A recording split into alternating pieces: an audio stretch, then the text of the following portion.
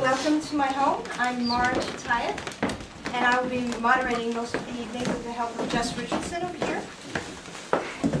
And we have Reese Erlich and Bob Gould, which Jess will introduce. I wanted to give you an overview of the evening. I will be asking Reese and Bob 3 questions, and at the end of each of those questions, you'll have a chance to ask maybe 1 or 2 questions. I also want to just take one moment of our time to acknowledge that part of why we're doing this is that as we sit in our cush little worlds, people on the other side of the earth who are affected by policies that happen here are being devastated and moved around, dying and moved and everything horrible. And I want to just take a moment, just have a moment of silence before we move on in recognition of the victims of the wars in the Middle East, because there are many of them and perhaps more to come.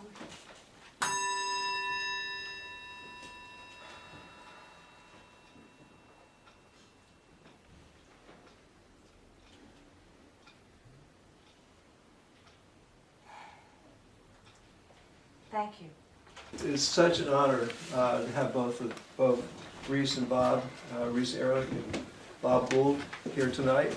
And I just would like to take a little bit of time to tell you who they are.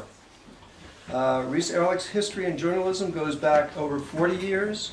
He first worked as a staff writer and research editor for Ramparts, an investigative reporting magazine published in San Francisco from 1963 to 1975. Today he works as a full-time print and broadcast freelance reporter. He reports regularly for Deutsche Welle and Global Post. For National Public Radio, CBC, ABC, Australia, Radio Deutsche Welle. Deutsche Welle. And Global Post. His television documentaries have aired on PBS stations nationwide. Reese's book, Target Iraq, What the News Media Didn't Tell You, co-authored with Norman Solomon, became a bestseller in 2003. The Iran Agenda, which we have upstairs.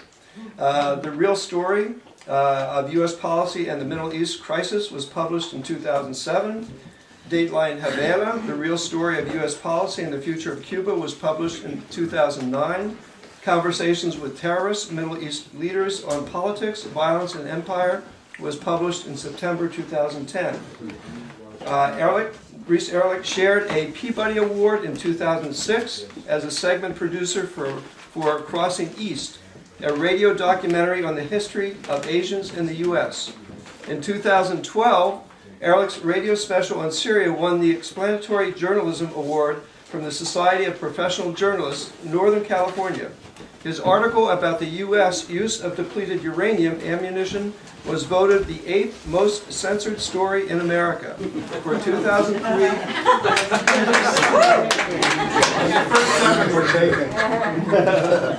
by Project Censored at Sonoma State University.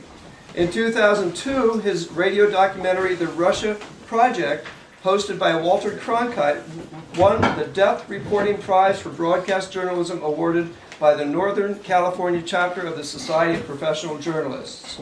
The San Francisco Board of Supervisors declared September 14, 2010 to be Reese Erlich Day in honor of his investigative journalistic work. The resolution read in part, quote, investigative reporters are under attack in the U.S. and around the world. Mr. Erlich exhibits the finest qualities of such reporters willing to comfort the afflicted and afflict the comfortable. That is Mr. Reese Erlich. Bob Gould, MD, graduated from Albert Einstein College of Medicine, and from 1981 until 2012 worked as a pathologist at Kaiser Hospital in San Jose. In 2012, Bob was appointed as an associate adjunct professor in the Department of Obstetrics, Gynecology, and Reproductive Sciences at the UCSF School of Medicine to serve as Director of Health, Professional Outreach, and Education for the UCSF Program on Reproductive Health and the Environmental. Since 1989, He has been president of the San Francisco Bay chapter of Physicians for Social Responsibility, and in 2003 was president of National PSR, the Physicians for Social Responsibility, to serve again in this capacity in 2014. Since 1986, Bob has been a leading member of the Peace Caucus of the American Public Health Association, for which he has been chairperson for numerous years. And in 2009, APHA awarded Bob the prestigious Seidel, Levy Peace Award. Bob has been recognized as a leading expert. Shameless. Peace Caucus. Leading expert on the environmental and public health impacts of nuclear weapons, and has been a contributing author to chapters on health impacts of nuclear weapons and nuclear terrorism in war and public health, 2008, and Terrorism and Public Health, 2011, published by Oxford University Press. Since 1992, Bob has been a leading member of the Environmental Committee of the Santa Clara County chapter of the California Medical Association, and through this work has authored and submitted numerous environmental health resolutions adopted by CMA as policy.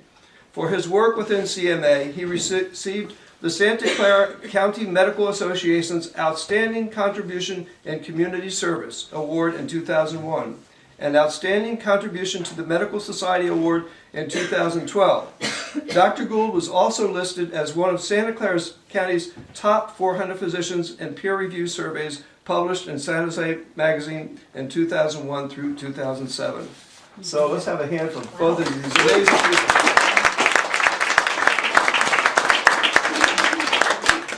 So here's the first question. Each of you have a unique vantage point to see the impact of war. What experiences have moved you that have led you to some of the work that you do and that need to be said? Reese, I know you just got back from Damascus in Syria. Maybe you can begin. I was in Syria for a week. I arrived back from Damascus last Tuesday, just this Tuesday of this week. I drove from Damascus to Beirut on the day that the Iranian embassy was blown up in Beirut. I was 2 days in Beirut, and then yesterday I returned, flew back from there. So my sense of war, my impressions of war are very immediate. The most striking thing about my trip to Syria, I've been there, this is my sixth time, and Damascus is really a city at war. A wonderful Middle Eastern city full of vibrant nightlife and very vibrant people. Every few minutes you hear artillery fire going off as the Syrian army is pounding the southern suburbs that the rebels control. And then you periodically hear machine gun fire. And the most striking thing about it is that nobody pays any attention to it. It's been going on for a year, and it's so common. I would be startled. I hear these boom, boom, booms in the background. And everybody else goes, well, yeah, that's normal. Let's continue our conversation. So something as horrible as war that's displaced something like 6 million Syrians, 2 million forced out of the country as refugees, 4 million displaced internally within Syria. I mean, it's horrific, and at some point I want to talk more about the politics of what's going on, who the rebels are, who the government is, and the perspectives. I had a chance to meet some of my people that I met 2 years ago who were civil society activists, and what they're doing now and how the war has changed their lives. But I'll just leave it at that, and we'll come back to that in a bit. In terms of the question, I have, unlike Reese, no direct experience with going into a war-torn situation. I didn't fight in Vietnam, none of that type of stuff, and I'm happy for that I didn't have that experience. I mean, when I came into it. So for me, I think, my initial connection with this, just in terms of my life, was very much steeped with Holocaust experience carried down from my grandparents and the sort of left progressive wing. I was interested in your comments last week, a few weeks about Ellis Island and the changes of names and the passports. That was a sort of experience that my family came out of a left family and having those type of values. So I didn't grow up in rebellion on any of that and really deeply believe that. I was very moved by the Holocaust, that it should never happen again. So through the civil rights movement and anti-Vietnam War sort of pulls that together. So for me, when I was a kid as well, I mean, it's kind of a joke among us at some level, but you know, in rapid succession, you'd see Failsafe and then Dr. Strangelove when I'm 12 in the Bronx.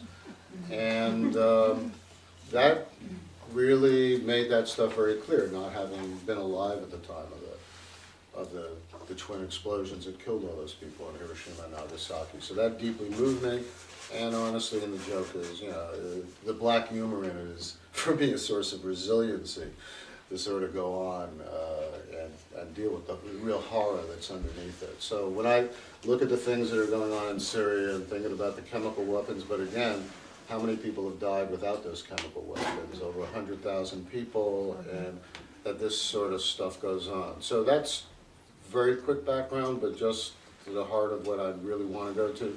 So a lot of my then related work with my colleagues in Physicians for Social Responsibility and the International Physicians for the Prevention of Nuclear War is really focused on, you know, getting rid of all the things that keep driving this in this insane way. And I don't think you could look at chemical weapons in Syria out of the context, as you were talking about on the show the other day, out of the context of needing to have a Mideast zone free of weapons of mass destruction, of all weapons of mass destruction. So you're dealing with Syrian, do they have them, do they not, chemical weapons, Egyptian stockpiles, and the central issue of Israel's approximately 200 nuclear weapons. So we're geared towards moving towards that as part of our overall nuclear abolition project. So that's where I'm coming in to that personally and organizationally in terms of these larger questions and the real horror that we're seeing out there. Yes, go ahead. A lot of people say that U.S. foreign policy generally is to take over the world by destabilizing regimes. Can you comment on that? Did you hear I'll the repeat- question I'll out repeat here? the question. Oh, good, thank you. People say that the U.S. is seeking to take over the world through destabilizing, presumably the various governments in the Middle East, right? I'm sorry. I said presumably the various governments in the Middle East is what you're Well, not referring only to. the Middle East, but Yeah. since we're talking about the Middle East, Okay, well, I'll focus on the Middle East, and if we want to talk about other places in the world, I'll be happy to talk about that too. No, my question has to do with the Middle East. Right, exactly. The uprisings that began in Tunisia and spread to Egypt and Yemen and Saudi Arabia and Bahrain and Syria were genuine popular uprisings. They were not concocted by the CIA or anybody else in an effort to destabilize and bring about chaos. But I say that because when I travel in Syria, that's a widely held view among government officials and others, that the Syrian government is facing a plot by Israel and the CIA and Saudi Arabia that began in Tunisia. And frankly, it's just, they don't know what they're talking about. Now, what happened was, in the process of these uprisings taking place, in some cases, well, various conservative political Islamic forces came to the fore. These are people who politicized Islam, and it has nothing to do with the religion of Islam and its teachings of peace, but just like right-wing Christian Democrats use Catholicism as the excuse to put forward their political agenda, you have the same phenomena going on in the Islamic world. And you have to go country by country to figure out what's going on. In Tunisia, there's a coalition government that includes conservative, basically Muslim Brotherhood-oriented party called Ennahda, but also there's a very strong left-wing trade union movement, student movement, women's movement, and the battle is joined as to who's going to ultimately lead Tunisia, but at least in the main, they're resolving their differences through political means, not through shooting each other, although unfortunately there have been some assassinations. So in that sense, the Tunisian uprising has succeeded in getting rid of the old pro-US dictator, by the way, and bringing about a government that's, at least for the time being, better off for the people of Tunisia. Now we've seen the opposite take place in Egypt The fighting is still going on in Syria. I don't think this was planned by the United States. I think the U.S. has various strategies that it tries to implement. When they go south, they try another one. When that doesn't work, they try another one. But I don't think the U.S. intended for the situation that exists now, because it's destabilizing for the U.S. Now, given the choice between rebels that the U.S. doesn't like and the Assad government, specifically in Syria, the U.S. is happy to prolong the fighting so that nobody wins. In that sense, the U.S., given the worst of several possible bad scenarios, the U.S. is perfectly, and Israel as well, are perfectly happy to allow the people of Syria to bleed each other and for the chaos to go on. But ultimately, it doesn't serve the interests of the U.S., not to mention the people of Syria, for that to continue for a long period of time. The media focuses heavily on Iran as a major nuclear threat. To build or not to build, is that really the question? What is at risk in Iran and Israel and with all of us as the negotiations play out?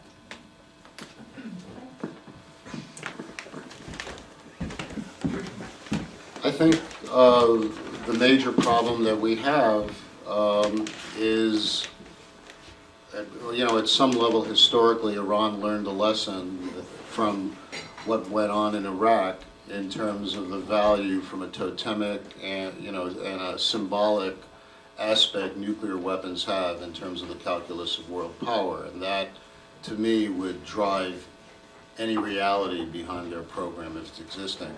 Well, whatever is going on in there clearly is conditioned by the whole history, going back to Mossadegh on in terms of their perceptions of how they're treated in the world. And in that sense, I think, and Reese and others, I think have argued, has been the source of the strength of that position, which is not a good position. I don't think it's good. We in PSR and IPPNW don't think it's good if Iran, for whatever reason, however we can explain it from any of those regions, should develop a nuclear weapon. I think we should all be aiming towards completely disarming the region, which is in a way why I think the dangers of Iran and the related countries in the Middle East developing their own nuclear weapons, that danger is there, and greatly abetted by what is not often looked at the heart of what was a better nuclear posture review of the Obama administration as compared with the Bush administration, is the global promotion of nuclear power. And because of that, and because of all the different deals that are going on with the nuclear power deals, some being allowed reprocessing technologies perhaps, or the nature of the US-India nuclear deal in terms of upping the level with Pakistani reaction, and people are building new missiles and new warheads all the time, is the destabilization that type of nuclear proliferation and those type of nuclear programs. So our country, in my view, is laid the major, with aiding and abetting nuclear weapons states, have created the architecture of this danger that we're all dealing within, and to which we need to try to figure out what are the steps that you would take it off that path, and not be focusing on Iran as the problem when it's really symptomatic of the whole international order and how that works.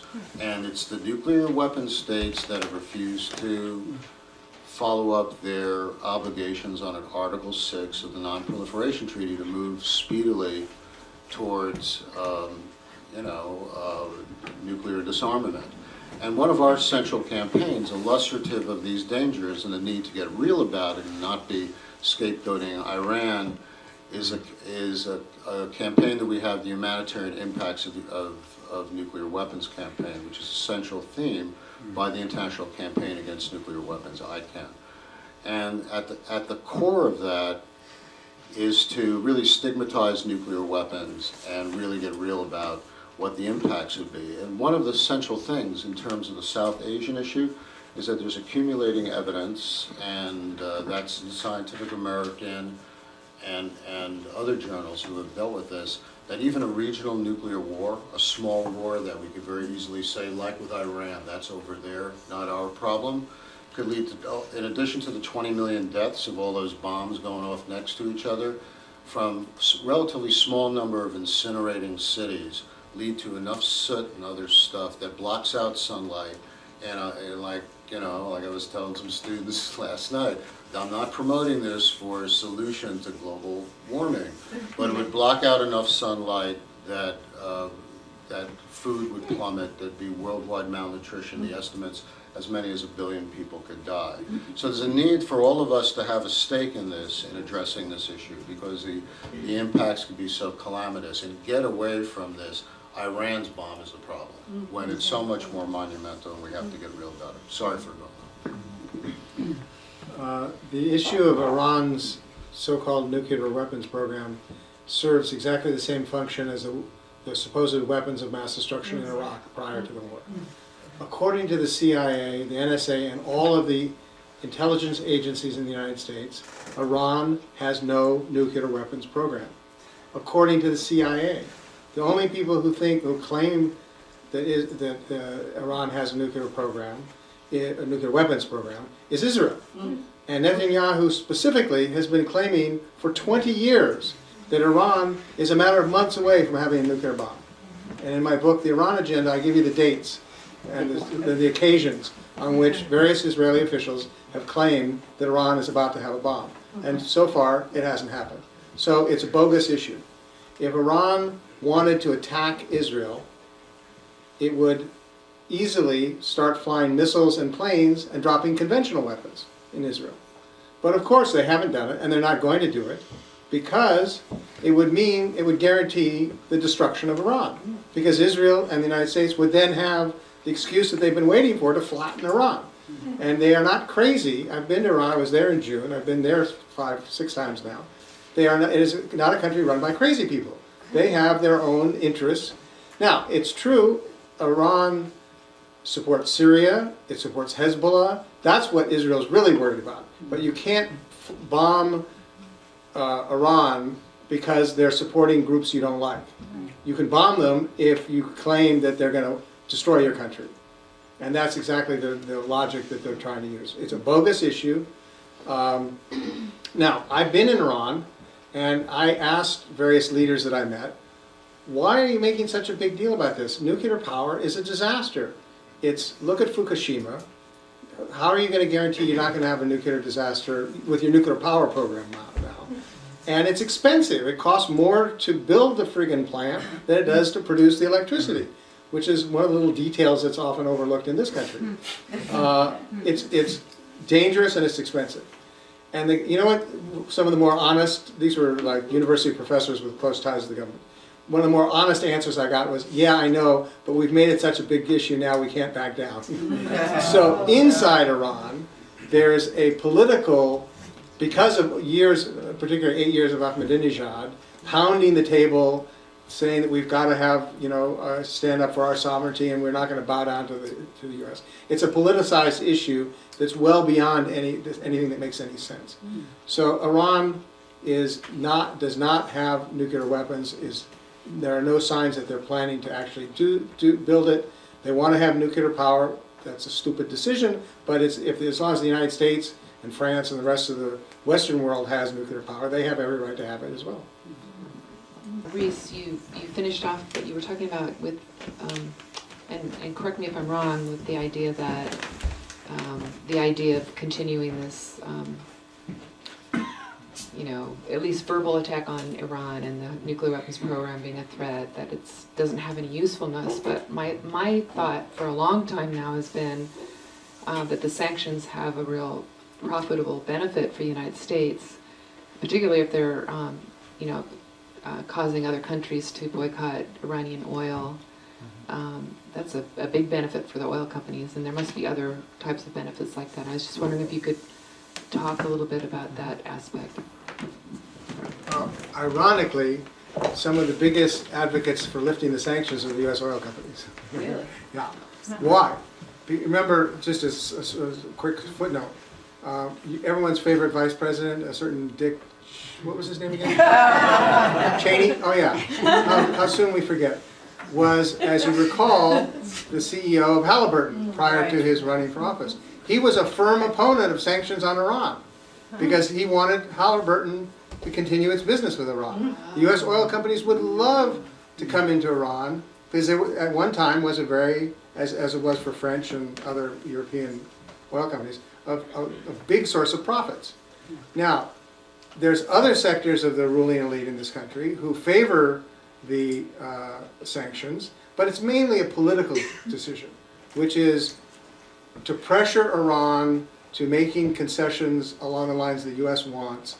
We can crank up the economic sanctions, knowing that they're going to hurt the people of Iran.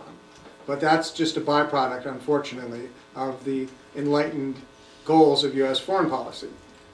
When I was there in June, it was very clear that it was hard to get certain medicines. You couldn't even get aspirin of certain kinds. It was very difficult to get certain medicines. The inflation rate was extremely high. The sanctions are having a massive impact on the ordinary people of Iran, not so much on the elite, who are incredibly corrupt and who benefit. You know, whenever you have sanctions, somebody's going to make money off of smuggling in the goods that are not available. And the Revolutionary Guard, for example, control the ports and the airports. And that means, among other things, the quality of the wine has gotten better since they controlled it, because they do all the smuggling.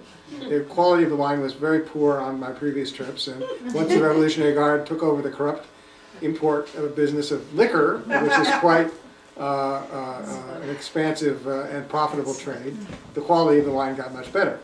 So, I hope does that answer your question in terms of the sanctions? Yeah, it just seems like there must be, because it seems like profit always drives so many things. Well, there must be somebody that's profiting from sure, sanctions. It is, but I don't think the way to look at it is to say where's the profit motive and therefore that's the policy. The empire is a system in totality.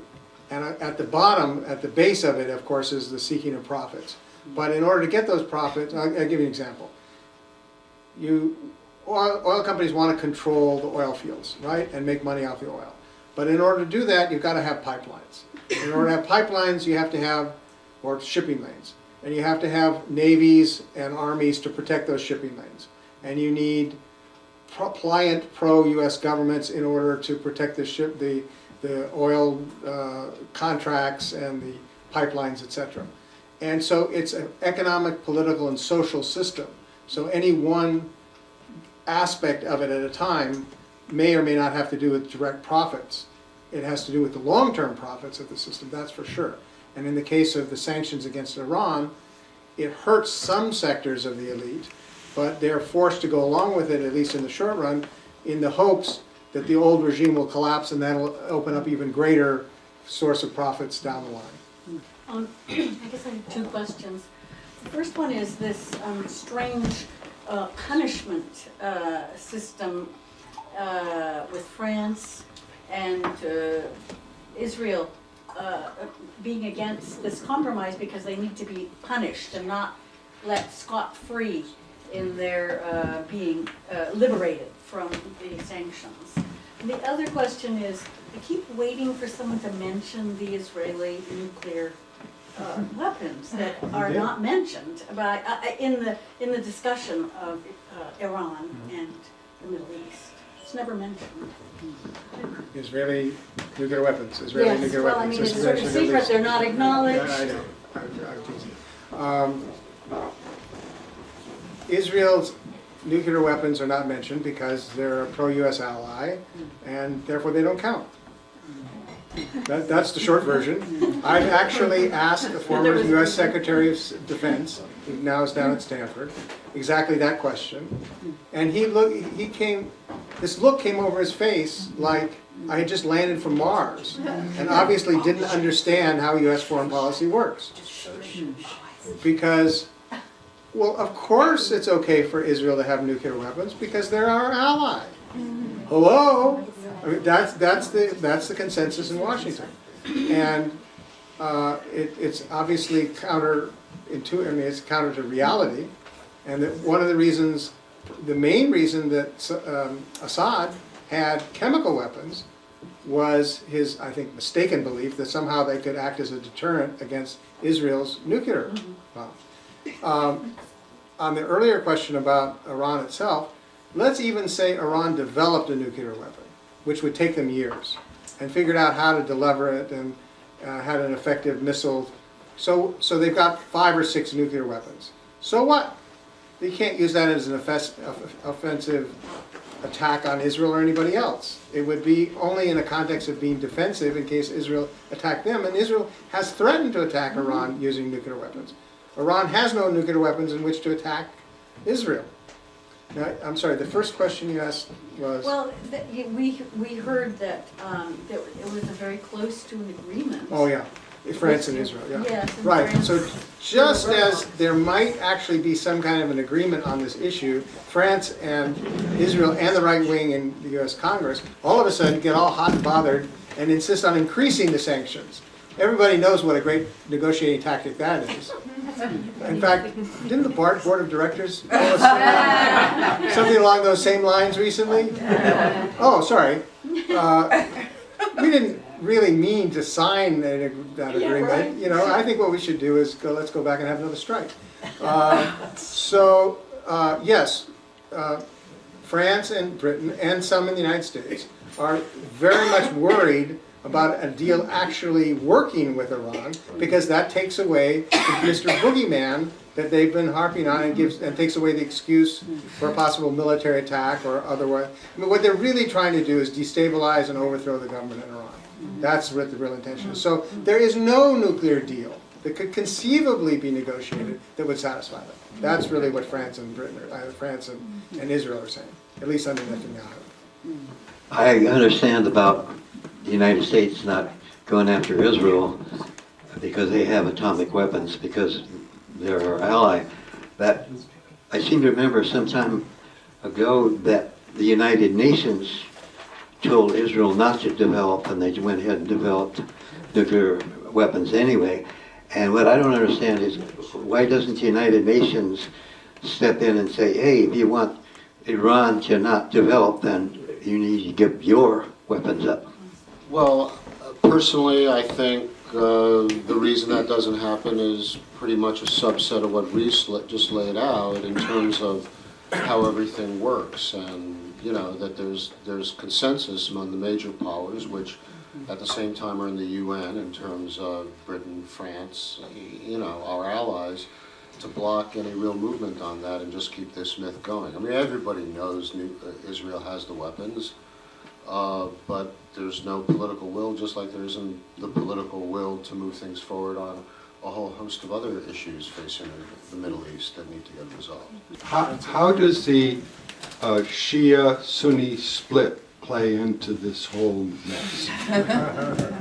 In one sentence or less. Well, funny thing you should mention, I just filed my story from Beirut actually on exactly this topic. If you want to look up globalpost.com and Google my name and Beirut, Iran bombing or something like that, it'll come up. What is going on, whether it's in Syria or anywhere else in the Middle East, is not the age-old battle of Shia versus Sunni. It's a political and economic struggle of people against their governments.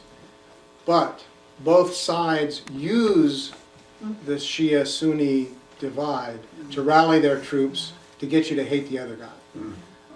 If you may remember, in Northern Ireland, for many years it was characterized as Catholic versus Protestant.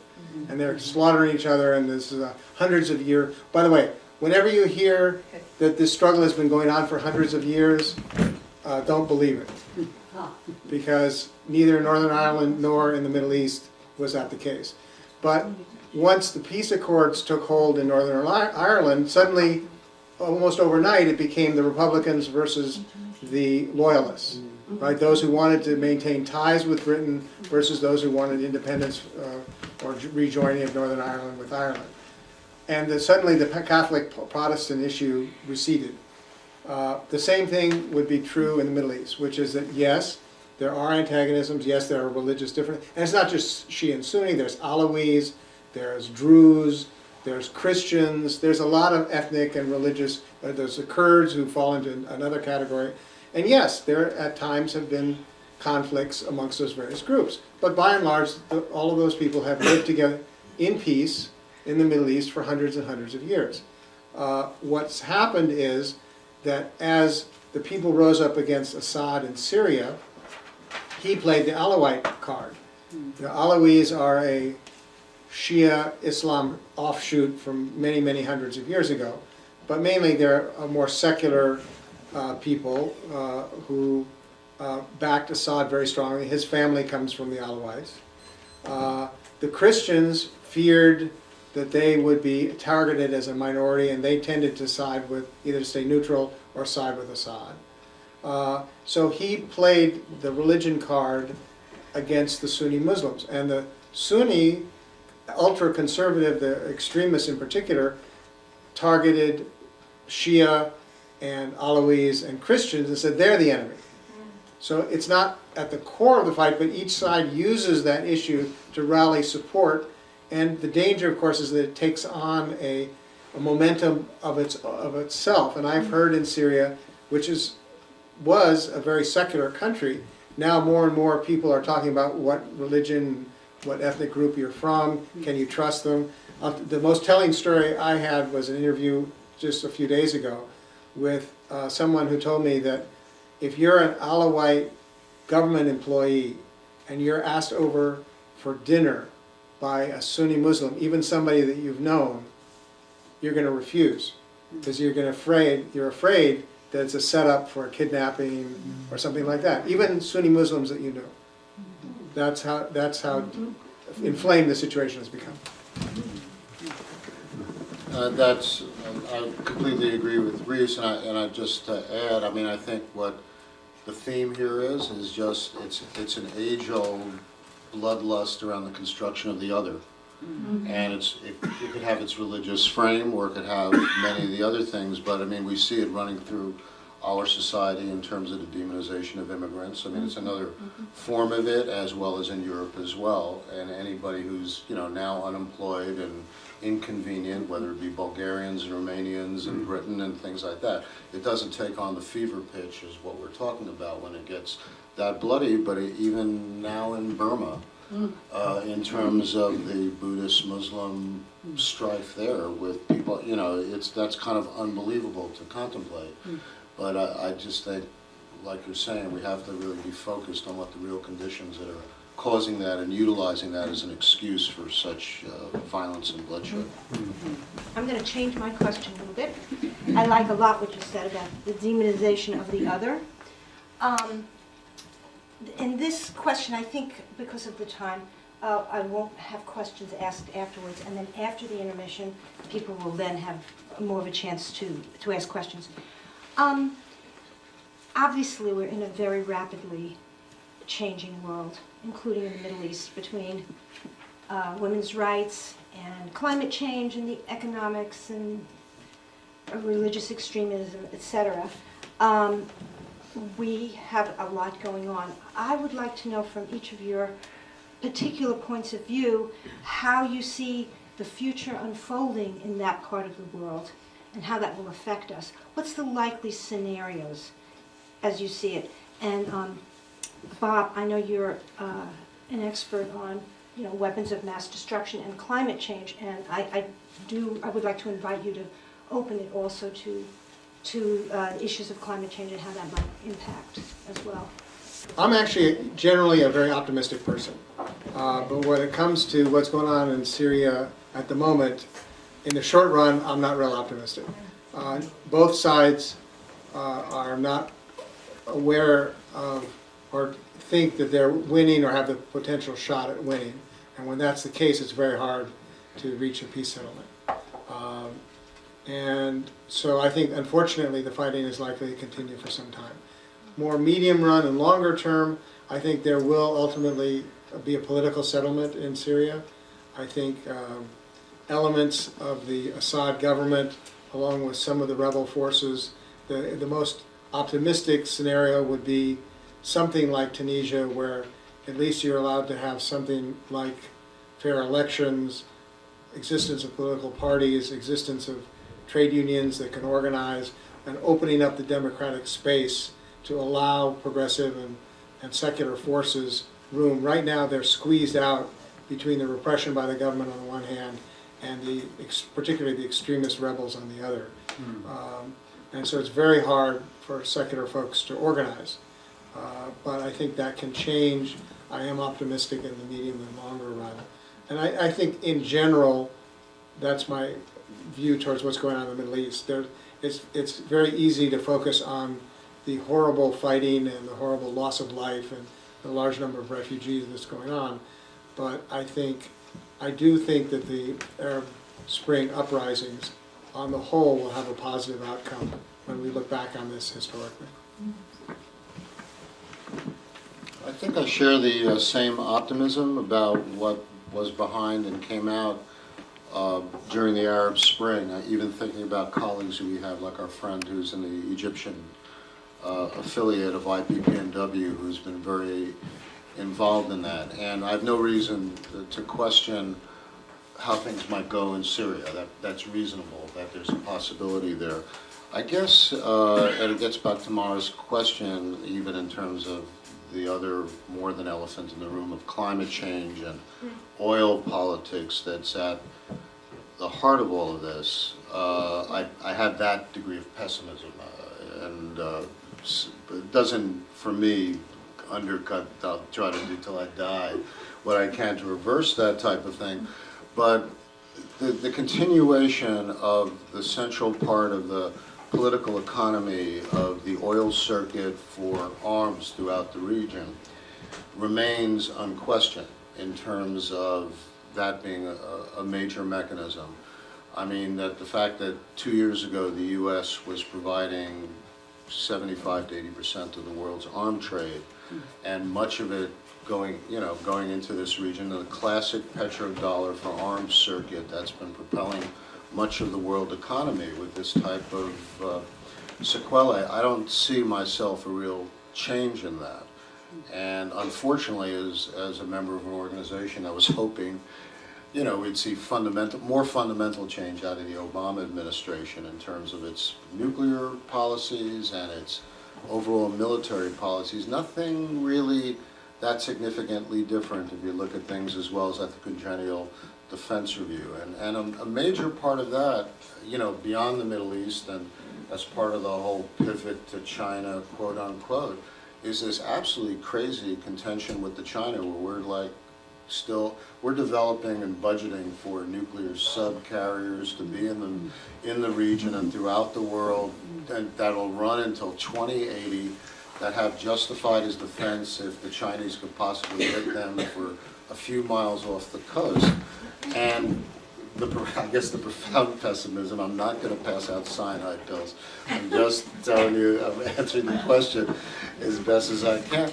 But the thing is, I worry about, particularly our government, that doesn't see this as the time to get down with China in some fundamental way, and for all of us to figure out how to pool the technology and get away from this contention, because the directions that we're in the Middle East and everywhere else, is still out of that, and that's so many billions and billions of dollars that can continue to get pissed away as opposed to taking care of the fundamental problems of the world. So I mean, that's what we're trying to think of organizationally in that way, and it's going to involve a real change. And I think it also means that we have to see, for all of us in the movement of whatever, the real connections between the anti-war movement and the environmental movement in terms of getting back to the question.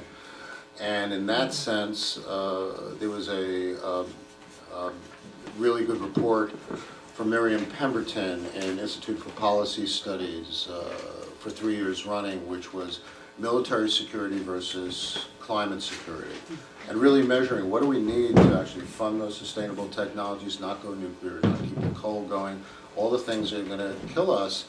And we're spending 1 to 2% of what we spend on quote-unquote conventional mechanisms of military security, as opposed to dealing with climate security, and half of the climate is Pentagon planning to be able to respond to those types of dislocations and the trauma of the same things that our arms are creating. So, again, not meant to start out or end by completely bumming you out on that, but I just think those are the challenges, and we have to be real about it and be very honest with our government when it's fueling all this stuff, no matter what its PR spinning is.